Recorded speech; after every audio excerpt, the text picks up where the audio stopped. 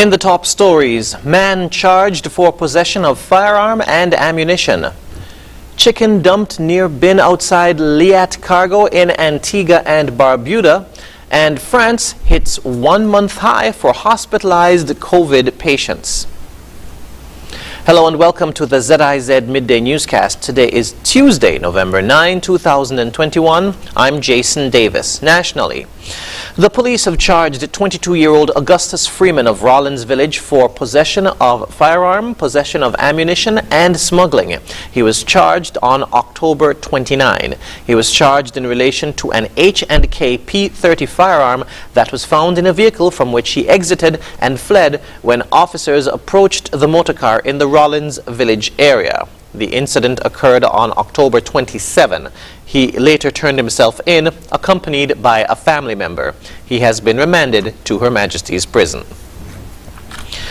As part of their 10th year celebration, the National MAB, that's Man in the Biosphere Committee of the St. Mary's Biosphere Reserve, engaged residents of the St. Mary's community in a workshop aimed at educating residents on eco-friendly ways to dispose of solid waste. The event took place on Saturday. In a brief overview of the progress made thus far by the National MAB Committee, Secretary General of the National Commission for UNESCO, Dorothy Warner, outlined the aim of the event. This workshop is one of the activities under the project Cleanup of the Keon Gut, Hermitage Estate, Hermitage and Keys Bay areas. The workshop aims to encourage all of us as stakeholders to take pride in being associated with the St. Mary's Biosphere Reserve, to be an integral part of an effort that has far-reaching consequences. Parliamentary Representative for Constituency Number 8, which includes St. Mary's Parish, the Honourable Eugene Hamilton, outlined the health impact that poor garbage disposal has on the physical environment and the human population. Plastic is known to produce a chemical, bisphenol, they describe it as. It's a substance that they say impacts upon our endocrine system. Put another way, it has the capacity to impact on the ability of humans to reproduce. Did I say it graphically enough? But yet, we throw down the plastics everywhere and anywhere. And we don't stop to think that they will end up in our food chain. Minister Hamilton advised residents about ways they can protect the biosphere and the general physical environment. Make sure you plant a tree in the back of your yard. 2, stop just dumping refuse anywhere and everywhere. We have invested in garbage bins for almost every home. Toss your things in bins so that they can get to the landfill, where ultimately, when we get into recycling or waste to energy, most of it will be destroyed and turned into energy. Minister Hamilton urged residents to be mindful of poor garbage disposal habits and to continue to conduct themselves in a way that protects nature, thereby, quote-unquote, protecting ourselves.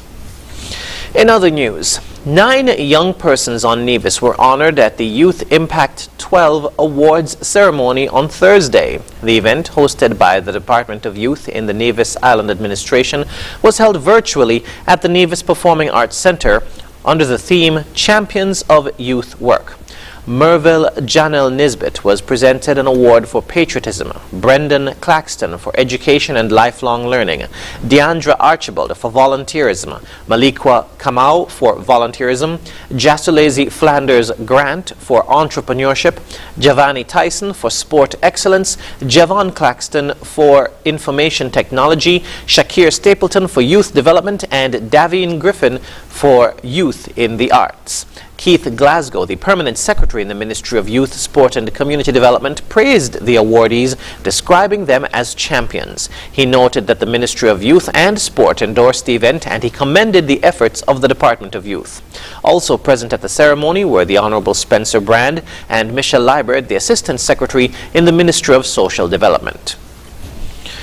We now move to news on the regional scene. In Antigua and Barbuda, several boxes of mostly dead baby chicks were dumped in a bin outside Liat Cargo in Coolidge. Authorities from the National Solid Waste Management Authority have begun investigations into who is behind this act. ABS's report on this developing story from Jamie J. Roche. Flies swarmed boxes of baby chicks near a bin outside Liat Cargo in Coolidge Monday. Litter Control and Prevention Coordinator Dion Gordon is part of a team investigating an illegal dumping report. We have not counted all the boxes, but basically one of the boxes indicated to us there were about 20 boxes that came in with chicken. And as I said, our investigation is still ongoing. Gordon says based on the investigations, unauthorized individuals have dumped waste in and around the bin, which is for business waste from Liat Quick Pack. We are encouraging the public that if you are not sure of how to dispose your waste, we are asking you to call National Solid Waste at 562-1347. She says people can also call 727-2467 or visit the landfill for information. Meanwhile, Gordon says her team will work closely with the Ministry of Agriculture as they continue their probe. She's appealing to anyone with information about the incident to contact the National Solid Waste Management Authority. Jamie J. Roche, ABS News. The first cruise ship to Grenada is expected on Tuesday as the nation and the rest of the region welcomes the resumption of cruises to their shores. The winter cruise ship season is normally the period the Caribbean holds the most appeal to the U.S. and European markets. More in this GBN News report. Over 200 cruise calls are expected as Grenada Tourism Authority announced the resumption of the cruise ship season, which has been on a hiatus since March 2020. The regulations require all passengers disembarking from the cruise ships to be fully vaccinated while complying with rigorous and thorough protocols. Tours will be done in a bubble to ensure safety of all involved, which demands frontline teams to also be fully vaccinated. Our fear is that if we do not take up all of these, over 200 calls that are being offered to us, there are other persons, again, as happened in the summertime when we had the offer, they will take it.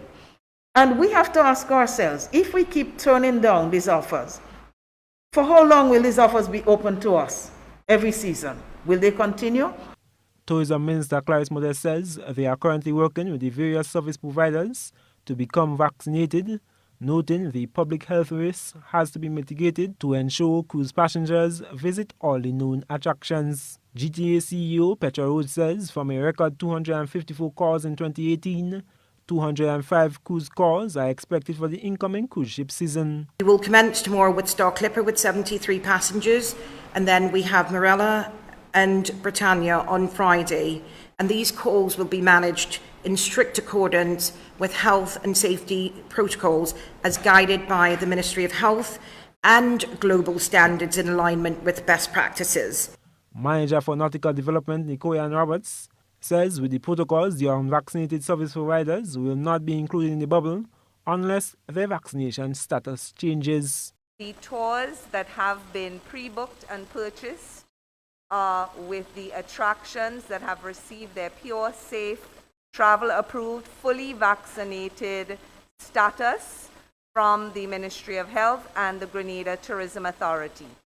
The first ship will drop anchor on Tuesday in St. George's. I am Gerard Joseph for GBN. Internationally, there is uncertainty in France over third jabs and the revoking of health passes as the number of people hospitalized because of COVID-19 went up by 156 over the past 24 hours on Monday. More in this France 24 report. His last speech sent hundreds of thousands racing to get vaccinated. The effect of Emmanuel Macron's summer address back on July 12th was swift, with the announcement of a mandatory health pass to access many venues. Now, 4 months later, the French president's 9th address to the nation since the start of the coronavirus pandemic is expected to tackle booster shots. COVID infections in France are rising like across Europe. Masks in schools became mandatory again in 39 departments on Monday. Only half of the eligible have gotten their booster shots, or around 4 of 7.7 million. Now, will Macron make these so-called third jabs a requirement? Or will they be required for just those over 65? Without it, would a person's health pass be no longer valid? The issue isn't an easy one, for strict COVID measures remain divisive in France. We don't have complete freedom to choose. I prefer that than going into lockdown again.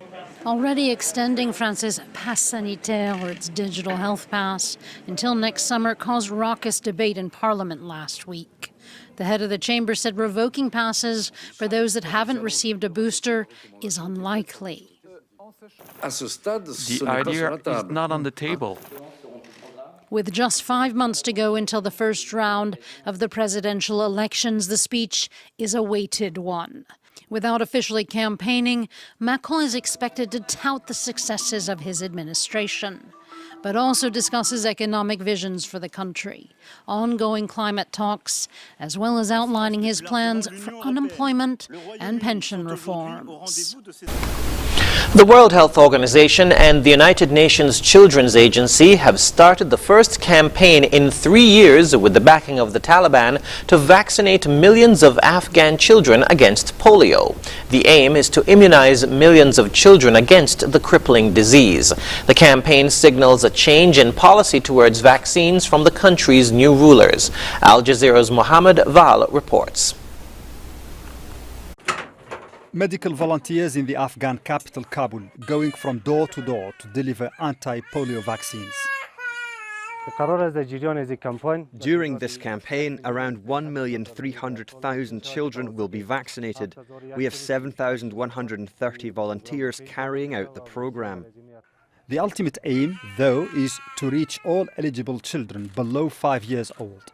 A total of 10 million, including about 4 million in remote or previously inaccessible areas.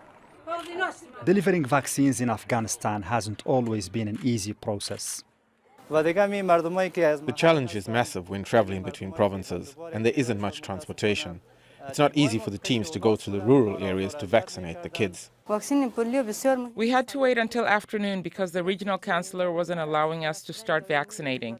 We got harassed on the road because we are women working on this program. Before coming to power, the Taliban reportedly prevented the delivery of vaccines in some of the areas under their control. They allegedly used to warn villagers against the vaccines as a Western plot to sterilize Muslim children. That stance seems to have changed.